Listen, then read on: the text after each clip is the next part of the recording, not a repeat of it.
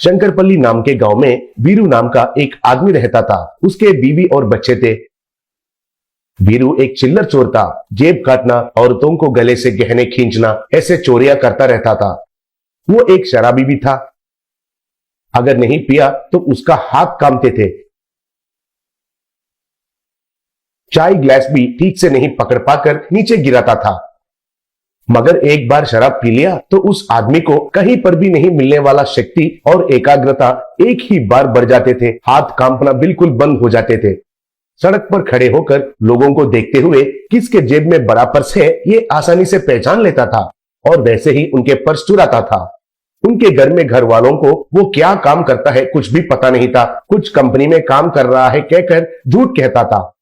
अगर कभी भी पकड़ा गया तो जेल में 2-3 दिन रहता। तो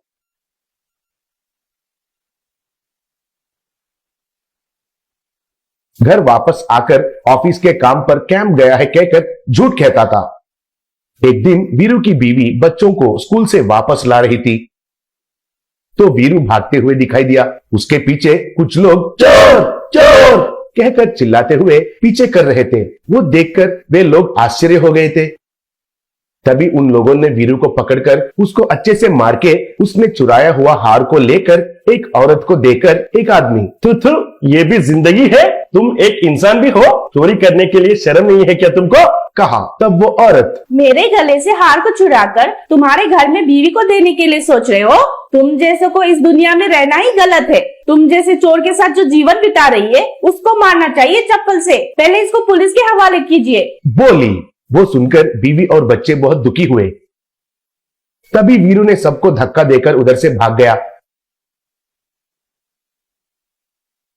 बाद में घर आने के बाद वीरू को उसकी बीवी नीचे गिरकर हाथ और पैर कांपते हुए दिखाई दिया। उसके मुंह से झाग भी निकल रहा था। बच्चे बगल में खड़े होकर रो रहे थे। तब उसका बेटा, पिताजी माँ ने कुछ दवाई पिया था इसलिए वो ऐसे गिर गई, कहा। तब उसकी बेटी, मुझे डर सा लग रहा है, माँ माँ उठो उठो कहकर उसको पकड़कर हिला रही थी।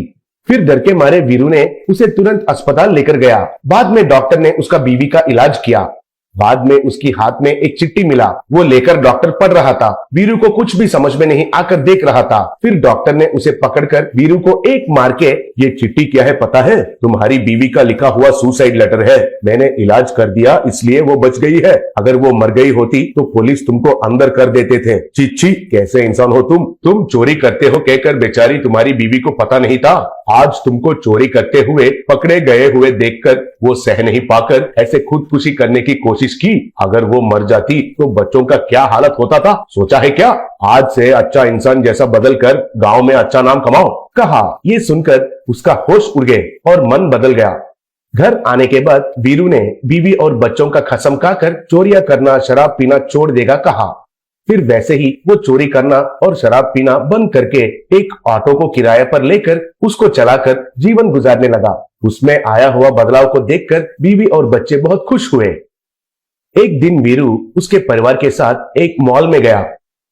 वहां एक जगह पर बज वायर लूप गेम चैलेंज चल रहा था। वहां पर एक बोर्ड पर बज wire loop game winner will get 1 lakh rupees कहकर लिखा हुआ था।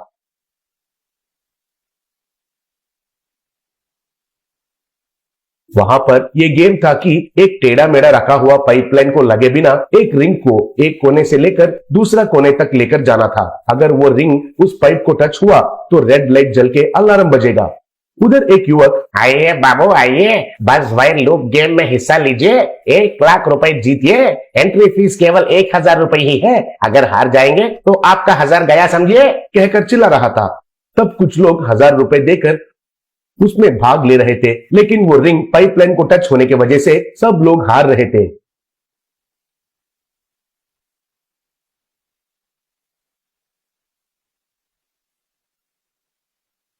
वो देखकर वीरू की बीवी, अरे वाह, अगर वो 1 लाख हमें मिला तो कितना अच्छा होता था। हम कब से कह रहे थे कुल्लू मनाली घूमकर आ सकते हैं, बोली। तब उसका बेटी, हाँ पिताजी, हमें कुल्लू मनाली कब लेकर जाओगे, पूछी। तब उसका बेटा, जब भी पूछा तो बाद में कहते रहते हो डैडी, प्लीज हमें ले जाइए। कहा। तब वीरू, इस गेम में जीतकर उस 1 लाख रुपए को जीतना मेरे लिए इतना मुश्किल नहीं है, मगर मैंने आपके ऊपर कसम जो खाया है उसके वजह से नहीं कर सकता हूँ। अगर मैं शराब पिया तो मेरा एकाग्रता बढ़कर मैं जीत जाऊंगा, मगर क्या कर सकते हैं, पी नहीं सकता हूँ ना। हमें कुल्लू मनाली जाने का भाग्य अभी नहीं है, चलो चलते हैं। कहा।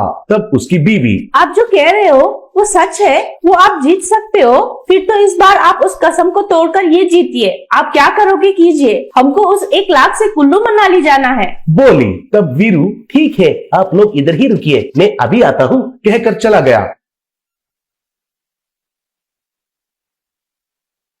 फिर वीरू जाकर शराब पीकर आया।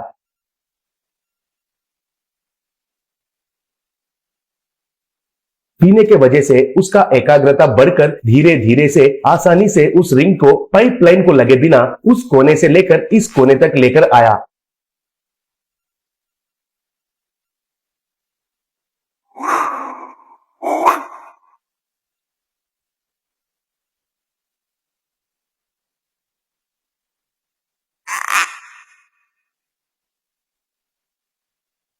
ये देखकर सब लोगों ने तालियां बजाए। प्राबंधिक ने उतरा हुआ मुंह के साथ उसको 1 लाख रुपए दिया। ऐसे वीरू के परिवार कुल्लू मनाली जाकर खुशी से घूमने लगे।